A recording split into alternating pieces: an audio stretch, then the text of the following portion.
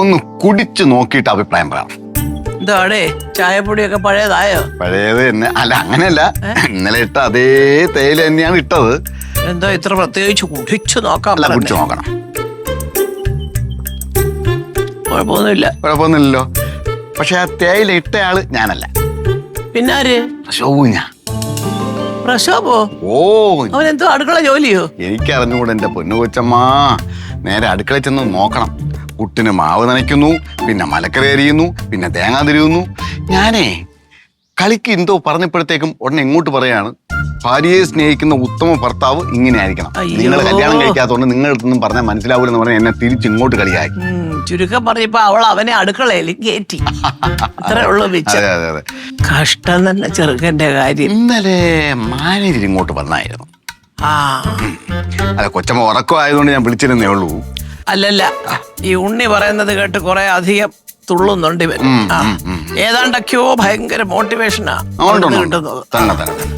കാണട്ടെ, ഞാൻ ചോദിക്കാം. അതായത് നമ്മുടെ സ്വിമ്മിംഗ് പൂളിന്റെ അവിടെ നിന്നിട്ട് എന്തൊക്കെ പറഞ്ഞു കൊടുക്കുന്നതാണ്. എന്നെ അടുപ്പിക്കാത്തോണ്ട് എനിക്ക് പോവാൻ പറ്റിയില്ല. ഉണ്ണി പറഞ്ഞു കൊടുത്തു. അതിന്റെ ഫലമായിരിക്കും ഈ തേങ്ങാതിരിയലും മലക്കറി അരിയലും പുട്ടിന് മാവ് നനയ്ക്കലും ഒക്കെ. ഏതായാലും കൊള്ളാം. അതെ. എന്തോ നീ കാണിക്കുന്നേ? ഇങ്ങത്താ ഞാൻ ചെയ്യാം. മോളെ, നിനക്ക് തലയ്ക്ക് വയ്യാതിരിക്കില്ലേ? കുഴപ്പമില്ല. നിനക്ക് തലയ്ക്ക് സുഖമില്ലാതില്ലേ? എന്തോന്ന്? അല്ല, നിനക്ക് തല വയ്യാതിരിക്കില്ലേ? ഞാൻ ചെയ്തോളാം. എന്റെ അമ്മ നോക്കുന്ന എനിക്കത് തന്നു. എന്തോ കുഞ്ഞെ രാവിലെ?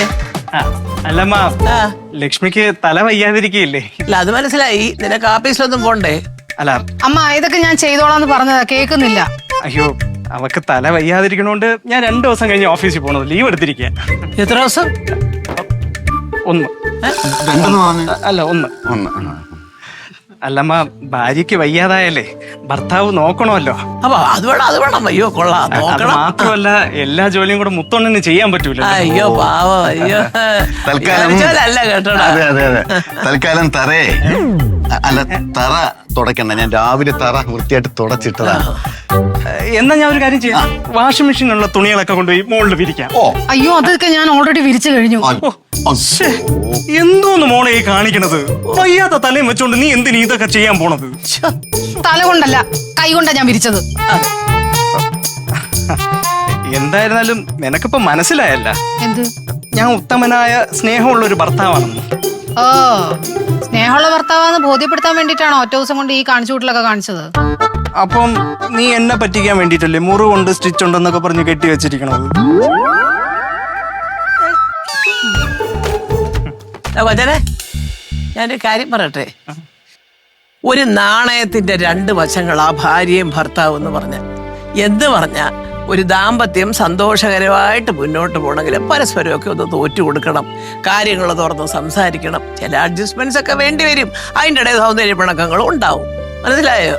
അയ്യോ, നീ ഇങ്ങനെ വലിയ കാര്യത്തില് ഒരുത്തന്റെ വർത്തമാനം കേട്ടാ ഇത്രയും തുള്ളുന്നതെന്ന് എനിക്കറിയാം. പക്ഷെ നിനക്കത് അറിയാവോ അയാളുടെ ഗതി എന്താന്ന്? ആര്? നമ്മുടെ മാനേജർ ഉണ്ണി. പാവം, ഭാര്യയുമായിട്ട് പിണങ്ങി കുറച്ചു കാലമായിട്ട് ഒറ്റയ്ക്ക് ലോഡ്ജിലാണ് താമസം. അപ്പോഴേ കാര്യങ്ങളൊക്കെ മനസ്സിലാക്കിയ സ്ഥിതിക്ക് 2 പേരും കൂടെ കൈ കൊടുത്തിട്ട് അടുക്കളയിൽ കയറി ജോലി തുടങ്ങിയാട്ടെ. ഞാൻ ഇന്നൊന്നും വിശ്രമിക്കണം. അല്ല, കാര്യങ്ങളൊക്കെ ഓക്കെ സ്ഥിതിക്ക് മുത്തോണ്ണനെ പാവം നീയല്ലേ പറഞ്ഞ മുത്തു ഒറ്റയ്ക്ക് ചെയ്ത കഷ്ടമാണ്. അയ്യോ കഷ്ടം. അത്രയും സ്നേഹം നിനക്ക് തോന്നിയല്ലേ? ഇന്നെങ്കിലും ഞാൻ ഒന്ന് വിശ്രമിക്കാം. അതെ, ഇന്ന് വിശ്രമിക്കട്ടെ. 2 പേരുടെ അങ്ങ് ചെയ്യാൻ തലവേദനക്കാരിയും ഉത്തമ ഭർത്താവ് അങ്ങ് പോയാട്ടെ. അയ്യോ, കൊള്ളാമല്ലേ? എന്തോന്നടാ ഇതൊക്കെ? കൂട്ട് നിൽക്കാനായിട്ട് മാനേജരും കൂടെ. അതെ, ബെസ്റ്റ് പാർട്ടി. ചക്കിക്കൊത്ത ചങ്കര. ഫ്ലവേഴ്സ് ഒരുക്കുന്ന കാഴ്ച വസന്തം യൂട്യൂബിൽ പ്രേക്ഷകർക്ക് ലൈവായി കാണാം. ഫ്ലവേഴ്സ് കോമഡിയിൽ ജോയിൻ ചെയ്യൂ, ആസ്വദിക്കൂ.